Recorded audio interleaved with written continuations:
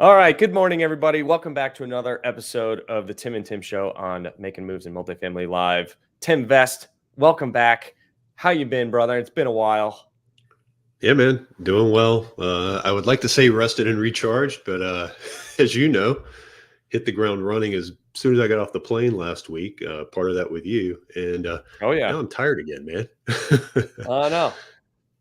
Yeah. So It looked like you had a nice trip and yeah, it's took a good. little snooze on the ship with a little blanket because it was so cold. Did your daughter snap that of you, or was No, my that a my Sarah? my my wife did, and I didn't even know she did that until somebody reached out to me and they were like, "Glad to see you taking a nap." I was like, "What are you talking What are about?" you talking about? The paparazzi Sleeping. got me. Yeah. My wife paparazzi, but it was cool, man. Yeah, what's going on, Dennis? I know Dennis Who- has been hitting me up like every week. He's like, "What's going on? What's going on?" I was like, "Man, we just been busy."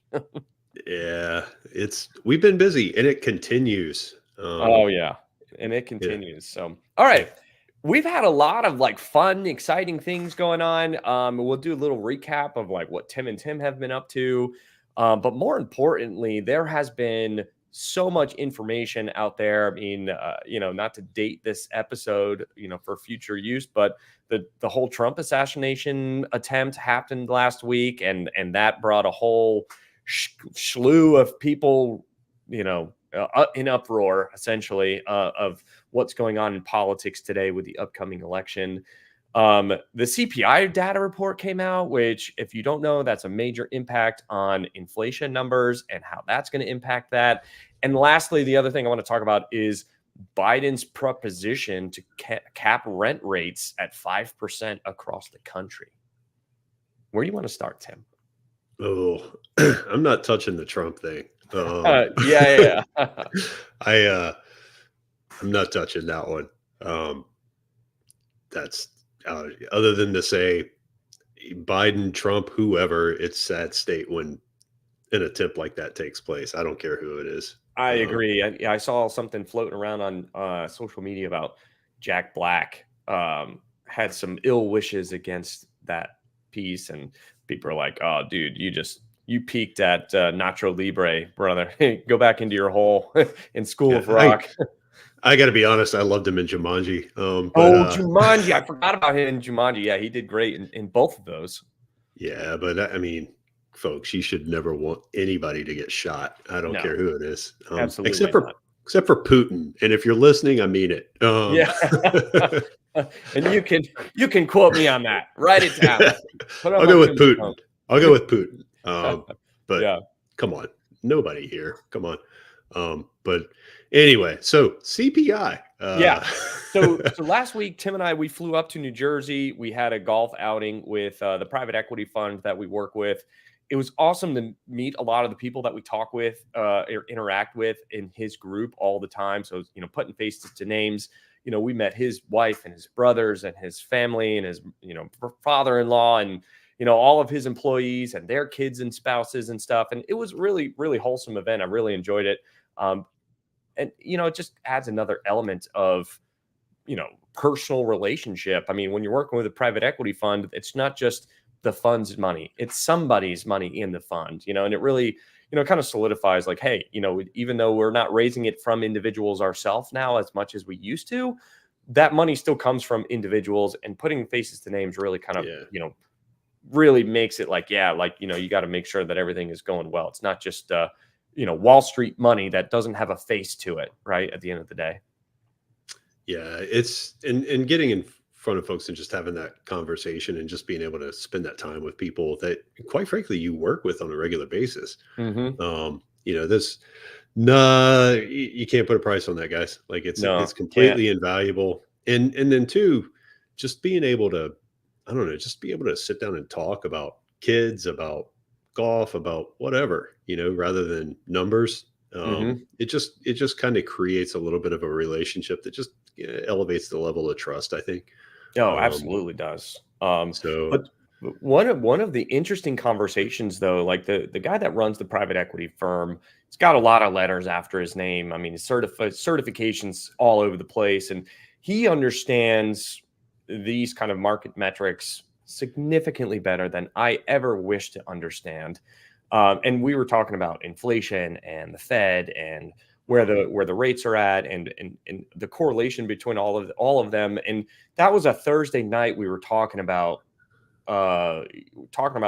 where the Fed rate was at and where inflation was at, and he was like, "Oh, there's no way that they're not going to do a reduction." I mean, even on principle alone, he said if the Fed rate's at 5.25 to 5.5, and inflation stays at 3%, you're still inversed, and it will always be inversed in some way, shape, or form compared to inflation, but it won't be as drastic, right? So, like, he was like, well, so the CPI report came out, which was negative, and when they readjusted their numbers for jobs and for everything else that goes into the inflation calculation, he was saying that he saw some internal documents that said that inflation is going to come out to be around 2.1% or something along those lines.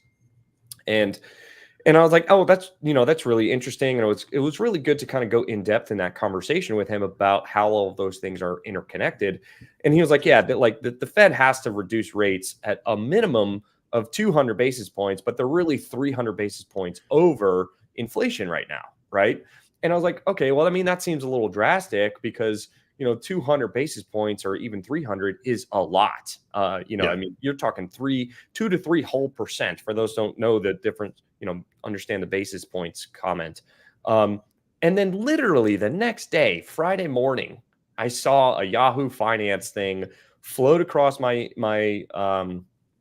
social media feed, and it was talking about how the Fed is going to start planning to reduce the rate by 200 basis points from starting in September 2024 and don't quote me on this, but I think it was 7 reductions starting in September all the way through July 2025 in order to get inflation down. In order to keep the Fed rate closer to the inflation so that there's less of a spread between the two, in order to make sure that like you still have a good, healthy economy with, interest rates and all that stuff. Yeah. Because guys, like, because somebody else asked me, Tim, I shared that article that you posted in our group. So you guys know, like, Tim saw that article. He posted on his page. He posted it within our Making Moves group, a number of different places. And I read that article and I shared it with somebody, and they immediately like, why wouldn't the Fed just go ahead and like reduce rates? Why does it have to take like a year? And I'm like, really? Like, what would happen if the Fed dropped rates by 2% just like overnight? Oh my gosh. Oh, every title company and mortgage broker and anything related around the real estate world would just be inundated with refinance requests. Oh yeah, that, and then And it would flood the market. You'd have so much supply of houses going up for sale too. Well, I think too, you'd have like an incredible demand because I mean, I think one of the things that folks have overlooked is, we keep talking about people losing jobs and economy this, economy that, and all this other stuff, but there's still a lot of capital sitting on the sidelines that has just been sitting there for 18 months now, waiting. Ton. Right? Yeah, I mean, and it's not a bad move. I mean, they've been sitting in high yield savings accounts or index funds collecting 5-6% and, Right. not losing money. I mean, it's still above inflation. And they're just waiting for the right opportunity in order to deploy cash. So, guys, when the Fed does drop those rates, what are you going to do with that money that's sitting in cash in these savings accounts that aren't going to earn 5% anymore? What are you going to where are you going to put it? I got an idea. Tim Vest, what's your idea?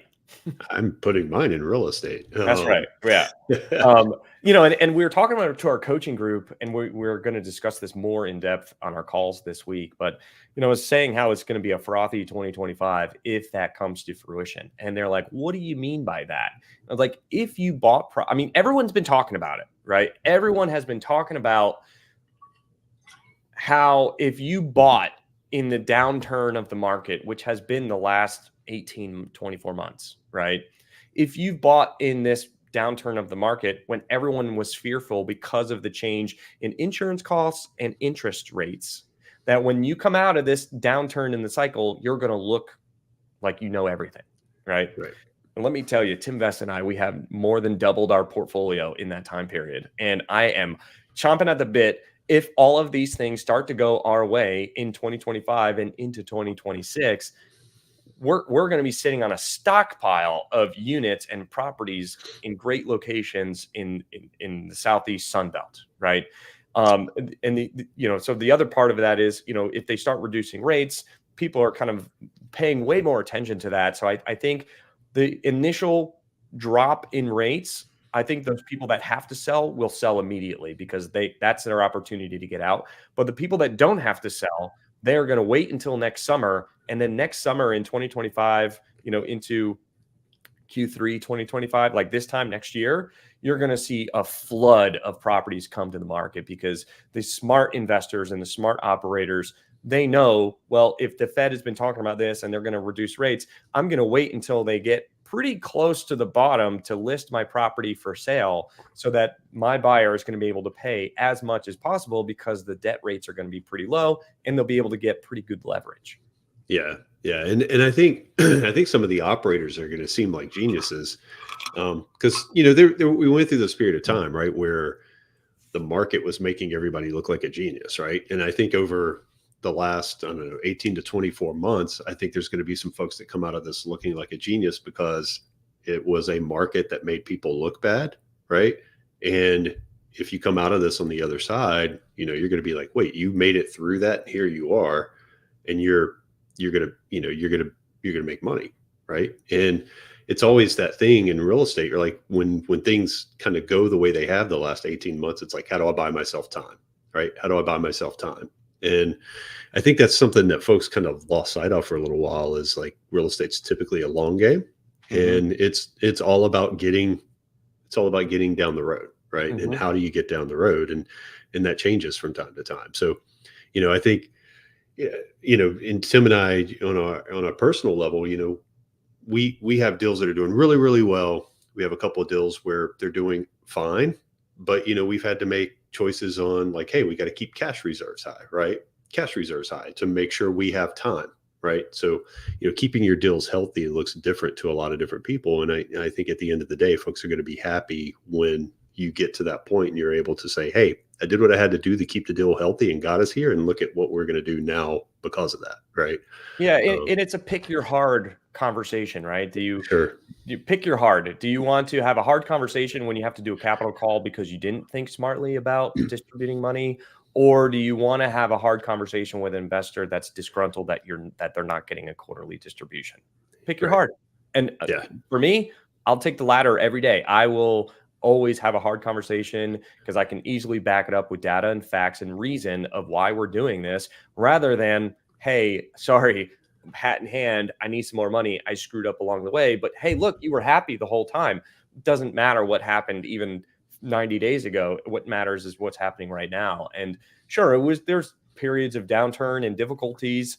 And, I think really on the other, when we come out of this in, come 2026, which is still a year and a half away, you'll really see the people that took care of their investors, that took care of their properties, that took the opportunity by the horns and grew substantially. Tim and I, we tripled down. We opened up our own property management company when things were going sideways. And it was not an easy decision. It was not cheap, but it was the best thing that we did because it got us to where we are today by being able to control our assets, control our expenses, control our income, control everything about the deal. And it enabled us to have a bit more flexibility in our business plan in order to get where we needed to go. Right. I mean, because we looked at it as, hey, we're not trying to make money off of this on the property management side of things. We're just trying to make sure that these deals get to where we said we were going to go. Because when we exit them in 3 to 5 years from now, and, it's like, oh, well, the market's back on the rise and demand is up increasing and everything. Nobody's going to remember the 1 or 2 quarters that we didn't distribute because of, holding back cash reserves to make sure we got through this difficult time, and it was, Right. Those are the people that make good operational choices today and over the last 18 months that are going to bear the fruit of those decisions when it really matters. And, I really, I'm hopeful that these rates are going to go down. I'm not going to say that I know that they're going to go down or that they absolutely will go down. Our Jay Powell still has to make the call and actually reduce the rates. And that's yet to be seen or solidified or put into writing that it will happen. But speculation on the street from people that are way smarter than Tim and I combined are all saying the same thing. So we'll see what's going to happen. I mean, is it wishful thinking? Absolutely. Like, I really hope this happens because my life in 2025 is going to look way different than it does today. Yeah, and and guys, I'll be honest with you. Like a little bit of this for me comes from a hard lesson learned back in the day, right? Back in 08 and 09. Like I just knew if I could get the can down the road a little bit, I'd be okay. And back then I couldn't, you Hmm. know. So it's been one of the ways we've operated moving forward, here lately is like, hey, we just got to get from point A to point B, and whatever we got to do to get to point B is what we got to do, right? And Hmm. um, it's I got to be honest, life's pretty simple when you operate like that, Hmm. and you stick to those fundamentals, and those hard conversations, while still hard, become a little bit easier. Hmm. Because like Tim said, you're backing it up with data, and you're backing it up with a guiding principle, right? So I think we're getting on a soapbox a little bit here. But at the Isn't end of that the what day, this weekly show is? it's a soapbox. It's it's my soapbox platform. But Yeah. anyway, Yeah. Agree or disagree with us. You can say whatever you like, but post in the comments what you think. I mean, Dennis, Jonathan, I know that you guys are watching. Maybe you guys have some thoughts on the subject as well. But yeah. yeah. Here's one. So we talked about, looks like rates are going to drop. Looks like they're going to drop. Thump me if you've heard that before. But it looks like they're going to drop. So, what about that next one? Capping. What was it? Capping rent rates? Yeah, so why this whole Trump assassination thing was going on, Biden, I guess, made a proposition. I'm not very good with political terms, but it was like maybe to Congress for some, if that's the right term. I don't know who's who, but I think it was to Congress that he proposed that for any multifamily unit or any corporate entity that owns over 50 units, they're capped at raising rents by 5% per year. And I Hmm. don't know if that is like a property. I mean, because if you think about it, like when we buy these deals, which are almost always over 50 units nowadays, they're in an entity, but it's a partnership, not a corporation. So I think maybe the goal there is to impact like the Blackstones of the world that are a corporate entity. But maybe again, if this would just be another hurdle that the attorneys would have to figure out how to get around or get over in order to make sure that they're not subject to these 5% rent caps. And I saw this because Brandon Turner like made a post on Instagram and was talking about it. And then that spurred me to go look into it a little bit more. But the resounding answer from almost everybody is that rent caps don't work. I mean, look No. at New York City to begin with. I mean, and though they have severe rent caps, but they said the number one thing in order to cap rents organically is to build more housing supply. So if Right. you pump more money into housing, into the needs of municipalities in order to approve permits and do inspections and do all the government things in order to to make building more housing more easy, that naturally would reduce rent rates. And I saw an article a couple of weeks ago where it was talking about how as you continue to bring on supply, I think it was in Austin, Texas, they were talking about, which is always a hot button. Austin, Texas had a like thousands and thousands and thousands of units come online in a year, and the rent rates across the board dropped like Drop. $300. And it's just Yeah. because there's naturally more supply. It's the principal economics of supply and demand are at play here all of the time. So I don't know what's going to happen with that. I think that it'll get shot down because I just don't think that it works, and I'm hopeful that it will get shot down. But there's who knows what's going to happen. Yeah. This is something Tim and I always, we beat our heads on this all the time. It's like, I don't understand how blah, blah, blah, right? Because insurance, taxes, inflation, right? And Glenn, it's a really fair question. And I got to be honest with you, man, like all I can, after years of doing this, all I can really bring this back to is I think it just shows you how disconnected they are to the holistic view, right? Mhm. Because we fight this at a local level, a county level, a state level all the time. We're constantly being hit with, hey, we can. I'll use vouchers as an example, right? We'll go have a conversation with some of the properties where we're collecting vouchers, and we're like, hey, you only gave us like a $30 increase on vouchers. We really need you to give us that full 75 that the FMR says we should get, which is the fair market rent published by HUD, right? So we really need that number because that is based on all these factors that you're talking about. And housing would be like, no, we're not giving you that. It's like, well, then how do you expect me to continue to operate the property, right? Like my taxes went up this, my insurance went up that, my, here's inflation, my cost of goods is going up this amount. And, you basically give me a 2% increase, but my expenses increased by 7. Like how I can't, that's not sustainable. And they don't get it, right? They don't care. And then, and then here we are, and we're talking about a couple of things. We're talking about supply. Why do we have a lack of supply? Well, have you incentivized somebody to build something, right? And then 2, you start talking about why are properties in the condition they're in? Well, there are landlords out there legitimately who want to do the right thing who can't because they simply can't afford it. And it's a push and pull constantly. So Glenn, I agree with you. I don't understand how they could possibly do that given those factors. What I would tell you is I don't think they take those factors into consideration. I think they just look at it as we got a rent escalation problem in this country. What can we do? And what Vitaly just said is, in my simple brain, I look at it as a supply and demand. One of the concepts I learned in 9th grade civics and economics class, it's a supply and demand issue. If demand is high, that's why prices are high. So how do I solve it with supply, right? And, I don't see them solving it with supply. I see them solving it with regulation, Yes. which is consistent, which is, historically not worked.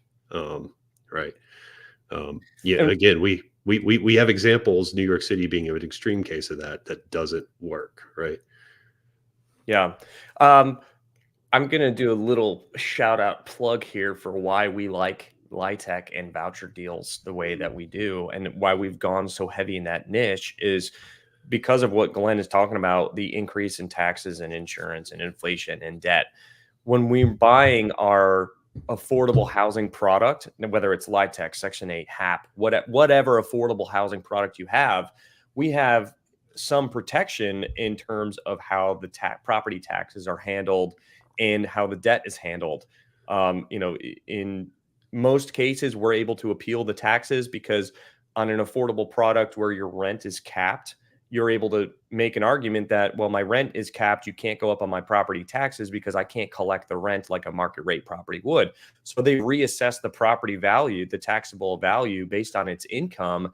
And they use a cap rate like 10, 11, 12% in order to come up with the tax assessed value of the property that doesn't really pay attention. It doesn't pay attention to your purchase price or your sell price, right? So it's assessed on income, not on value. And that helps protect us from increases in property taxes because we can argue with the tax assessor that, hey, we because of these programs, we are unable to collect higher rent and pay these taxes that you're assessing because you're comparing apples to oranges, a market rate property to an affordable property, right? So that's that on taxes. In the debt world, the debt, like agency lenders and local lenders, regional lenders, they all have an affordable bucket of money that they have to deploy on an annual basis. And you get more favorable terms on your affordable product debt. You can get 75, 80% or even higher leverage and significantly lower interest rates compared to what you could get on a market rate property.